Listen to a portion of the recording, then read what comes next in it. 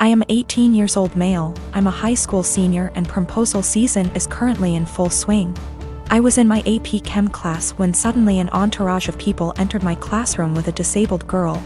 She has cerebral palsy, that I know. I first saw the posters and the bouquet of flowers she was holding and thought, Aww. that's sweet of her.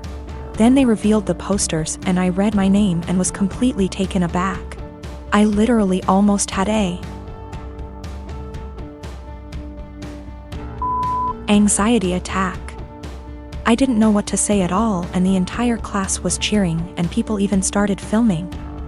I was straight up frozen for a minute and I could feel myself burning up with embarrassment.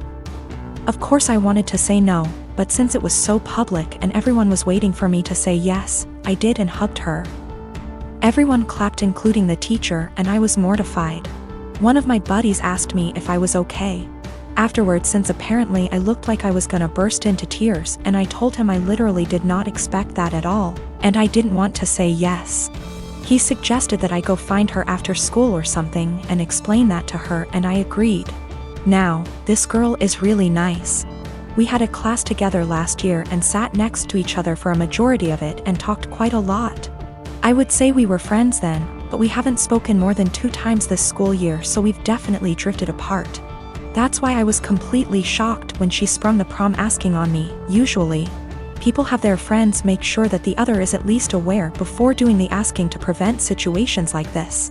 I was contemplating if I should just bite the bullet and go with her, but decided I just couldn't because it is my senior year prom and I was already starting to plan my asking.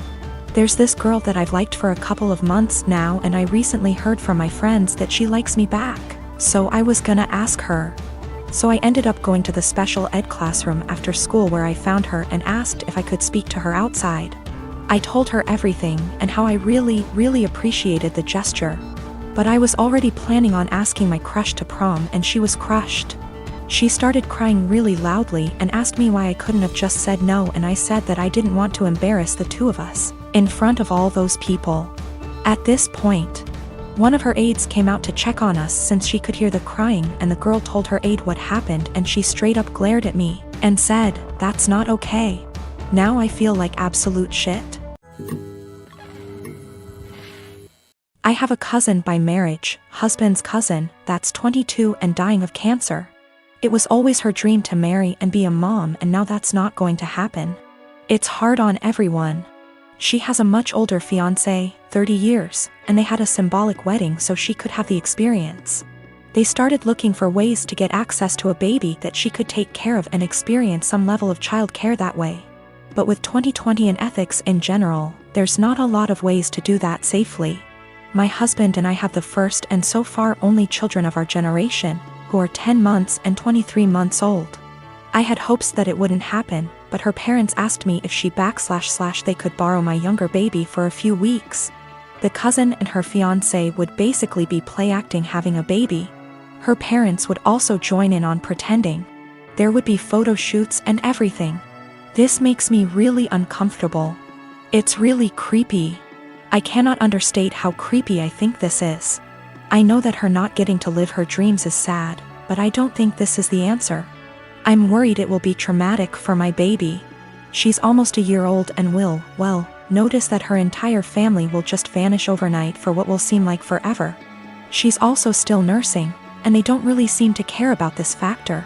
I'm really worried about problems down the road. This is setting a dangerous precedent of my child living under other guardianship. Her parents will have time to get attached and they could try to use that for familial pressure if not legally. Her fiancé is also a wild card in that regard. I said no, and my husband's entire family is hounding us about this because her time is running out and it's time sensitive. They say we're being selfish. They say that we could use this as a free vacation and bond with our older child because I popped them out so close together. They want to compromise now by letting me come by a few times a day to bring milk. We still don't want to do this. Yesterday afternoon, we got an email from the cousin's parents offering actual dollar amounts for us to agree. We got enough from that to file a police report and at least get the threat in writing. We also had a call with my husband's parents and his siblings to basically clear the air. Apparently what they were telling people they asked for and what they were actually asking for were very different. Everyone on that call now had them blocked on social media except for mother-in-law, because of the cousin. I have a cousin, Kat, who got married to Henry early this year. We weren't close as kids, she was pretty spoiled and would always brag about how much designer stuff she has. Be really mean to people under the guise of just trying to help, etc. Don't go out of our way to interact with one another, but I do see her at family events and whatnot, and we make small talk. I'm engaged to Chris, who is a software engineer. He's co-head of his department at work with 2 other people, not too long ago. Chris was telling me about how they had some new employees and one of them sounded really familiar. He told me the name and I realized it was Kat's husband. Also, he and Henry hadn't met face to face yet. Kat and Henry had a huge wedding. It was really nice, but all she did for months is brag about how amazing her wedding was. The wedding stuff's died down now, so recently she started going on about how wealthy her husband is and what a great lifestyle they have. One of my other aunts celebrated her 50th about a week ago. I went with Chris and Kat was there with Henry. We were chatting and Kat was saying how Henry has a fantastic new job that pays even more than his previous one. Henry chimed in and said that they were already planning to buy a new house. Kat asked what Chris does. I said he was an engineer like Henry and he has a good job too, but I'll admit I left out where he works on purpose.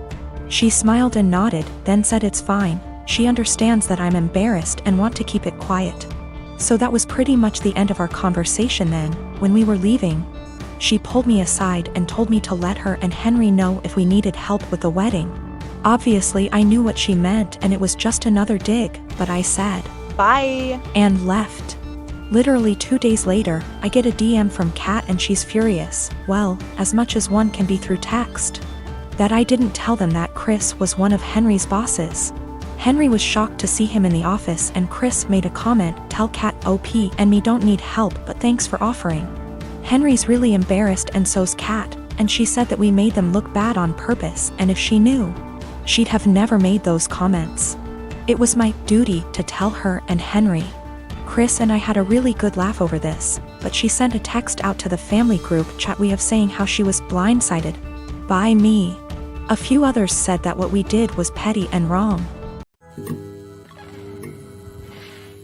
Me and Sil, Daisy, have been friends since high school, 15 years ago. I started dating her brother, Dan, when we were all in college. Daisy married Matt sometime after I married Dan 10 years ago. Matt and Daisy wanted a baby and starting trying right after marriage, but they were having a lot of trouble. I am talking multiple failed IVFs, multiple late-term miscarriages, one of which was a stillbirth. The struggle went on for 7 years. I have helped her immensely through everything, financially and emotionally. Matt is unsympathetic sometimes.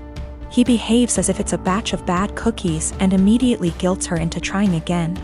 So, it always was up me and Dan to take care of her.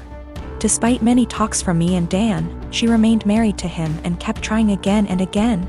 We have had many offers to leave the state / country for a better job, but didn't because we were scared to leave her alone. 3 years ago, I got pregnant. We broke the news gently to Daisy one day. She got real quiet and then asked us to leave. Later, she sent me an email saying she doesn't want to see me or Dan anymore and that this is all too much. We tried to console her but didn't work, so gave her space. 2 weeks before I was supposed to give birth, Dan passed away in an accident. I don't have any family except for Dan and Daisy. Daisy refused to attend the funeral because she will have to see me the day before the funeral, and I called her and begged her to come. I didn't think that I would be able to go through that without her. She hung up on me and didn't attend the service. Soon after that, I gave birth and I decided to move to another state. I cut off all contact with Daisy and started fresh. Now, me and my daughter are very happy and we are enjoying a comfortable life. She attempted to contact me once I moved away, but I ignored her. 2 weeks ago, she called from an unknown number and said she desperately wanted to talk to me. Turns out she finally got pregnant, had a baby boy who passed away 5 days after being born in NICU. Matt is also leaving her and screwed her over because of the prenup. She is basically broke and homeless days after losing a child. I just said okay.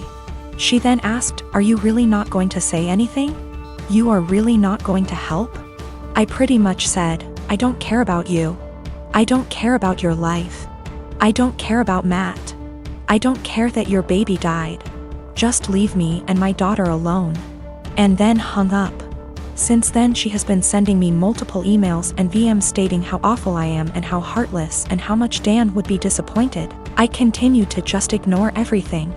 I am not going to have any sympathy or help her in any way.